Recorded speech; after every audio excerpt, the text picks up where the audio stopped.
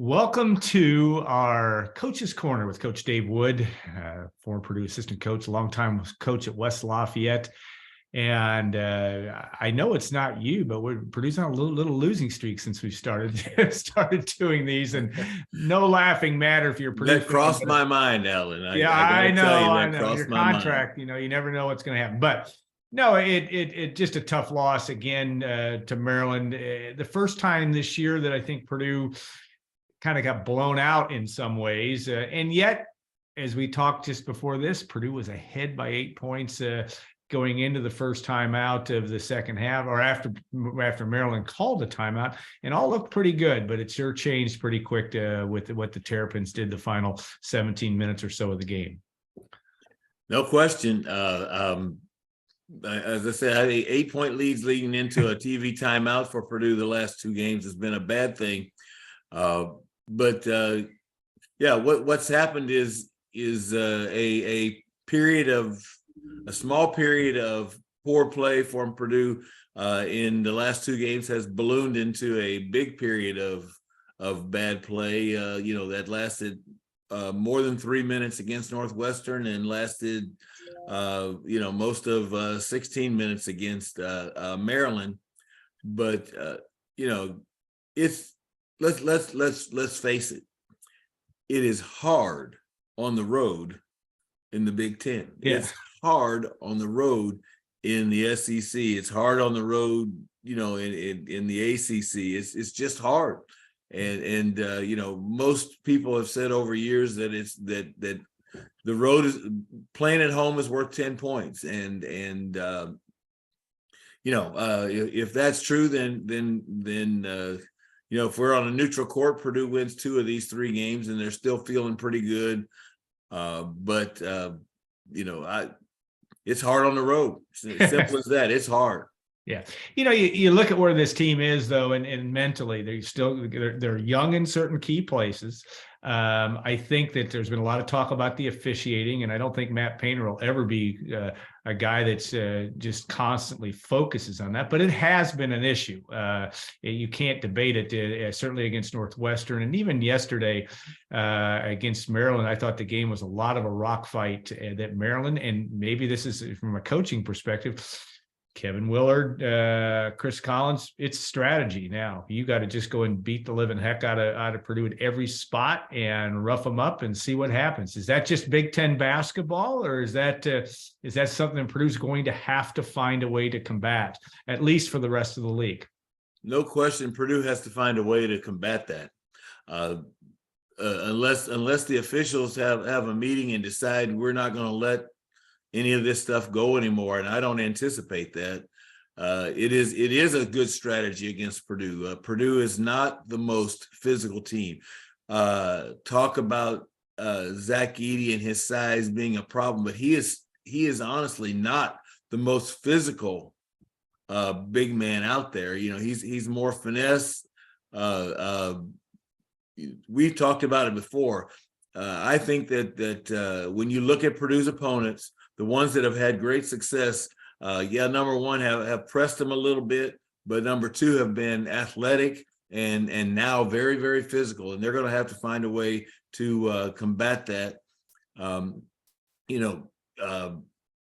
Matt Painter's presser last night was very, very telling. Purdue's going to stick to their process, and I think every good coach sticks to their process. They tweak it here and there. And Purdue's going to have to tweak some things here and there, but they're not going to change. And I think that's a really, really good thing from a coaching standpoint. There are a lot of people, I'm sure, panicking because Purdue's lost 3 out of 4 games.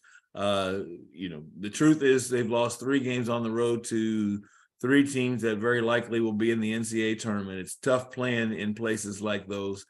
But they are going to stick to their process. They're going to try to make it better.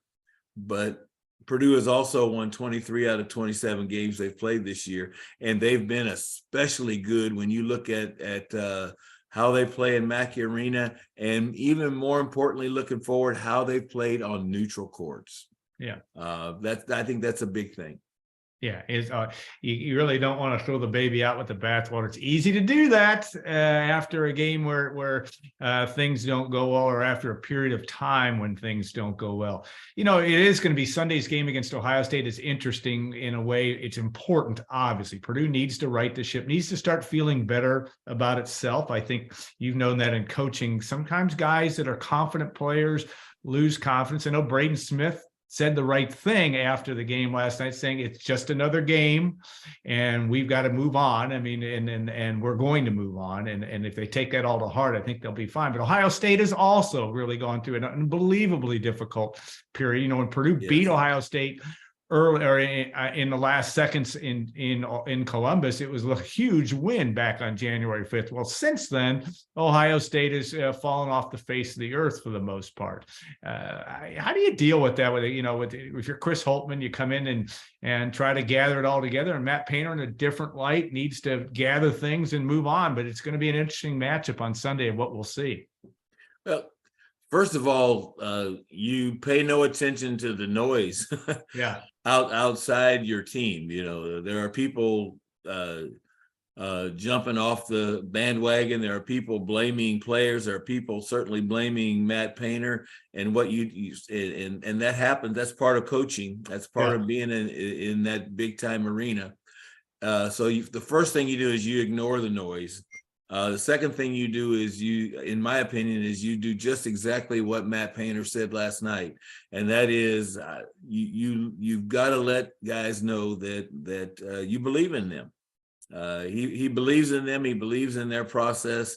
Hit a tough streak. Yes. I think I hope I'm attributing this comment to the right person. I think it was Jim Valvano that I heard once say, my players need me more when we lose than when we win. Yeah. That is not how many fans react. No doubt. But it is how I think really good coaches react. Purdue's out there, players are out there, coaches are out there, and none of them are wanting to lose, and none of them are trying to lose. They're trying to make every play. And as a coach and especially as a player, I think sometimes you're hurting in this scenario, and you need someone to help you get back. And I know I mentioned before here that players have to do things so that coaches have confidence in them.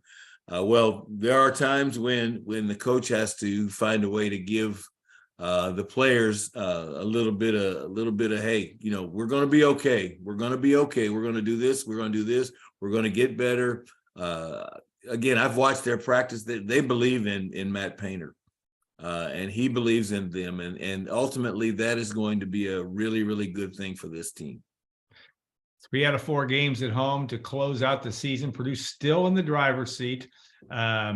Northwestern, who's been terrific, and what a great story for Chris Collins with beating Purdue and Indiana. But it's going to get tough for Northwestern on the road here just real soon when they go to Maryland, Rutgers, and they obviously have Illinois at home and Iowa at home. But this is a team that has a chance. I think they also go to where else they have another key road game as well. My point is Purdue is still really in control of its destiny, and that first goal, I think, to maybe start feeling better about yourself is just win the Big Ten now. Let's get that taken care of. You've got Ohio State, and then obviously 6 days off too, which I think really can help any team mentally just kind of leave it, no matter what happens on Sunday, kind of reload a little bit. That seems to me that's the key word here, is this team needs to reload, get its confidence back, and move forward.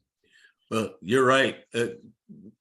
2 things. One, as you said, there's no place like home. Yeah. And Mackey Arena is one of the greatest home venues in the country. There's no place like home. And I think, as you just said, that 6 days off is going to be major. It's a grind.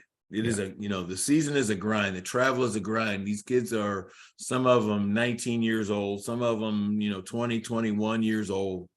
And it's a grind.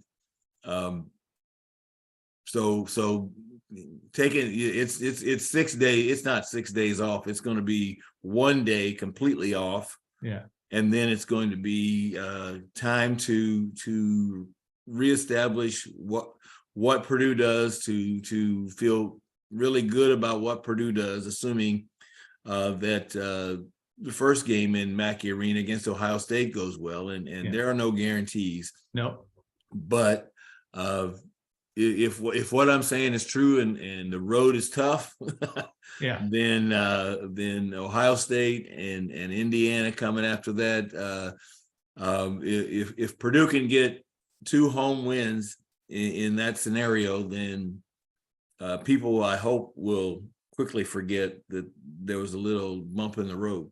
And I still say, play 27 games or take 23-4 when we're looking at Purdue in November. And I think everybody would have said, we'll take 23-4 in a whatever it is, a 2-game lead in the Big Ten. I don't think that's probably the greatest understatement of the year. And I did misspeak. Northwestern, by the way, host Iowa. They go to Illinois, go to Maryland, host Penn State, and then in the regular season at Rutgers. So they have no easy road. No, that's tough. And that part of it. But what it will set up for, first things first, you want to take care of business. You want to reassert yourself against Ohio State if you're Purdue. And like you said, you cannot take that one for granted. I don't anticipate Purdue will, and it will be a full house in Mackey Arena. That much we know. So, Coach, we appreciate your comments as always. It's not you in February; it's the schedule. It's the Big Ten. It's always a little more. It's a little more fun to talk about wins, but losing is part of the deal here, and learning how to deal with that and righting the ship. I go back to last year. North Carolina barely made the tournament and goes all the way to the Final Four. Kansas loses 2 games last year in this time of year. I understand they were still in the top 5 last year. My point is, they righted the ship, went to the Final Four, won the national championship. There are a lot of teams that have lost games in February and had blips. Most teams do, that have won it all and move on, and that certainly can be Purdue. No question. Is I think I don't know. I said it last week that the other team practices too. The other team has scholarship athletes. They have excellent players. So Ohio State, Indiana, everybody left on the schedule, and everybody in the country that's going to be in that NCAA tournament, they practice every day, and they have a process, and they have solid coaching. And so while it gets tough sometimes, it's going to be a whole bunch of fun going forward. I'll tell you, those 8-1 games, somebody was talking about that today in the NCAA tournament, are going to be fascinating, just because there's just a lot of teams that may have underachieved that are going to be that 8-9 line, that, like North Carolina last year, that are just going to be dangerous. Right. You cannot blink when you get in the NCAA tournament, but there's still work to be done for Purdue before it gets there. So, all right, Coach, thanks so much. And we'll look forward to our next edition after the Ohio State game. And I think we'll have more of your insight. We appreciate your time very much. Have a great rest of the day. And thanks to all of you for watching and listening. We appreciate that very much.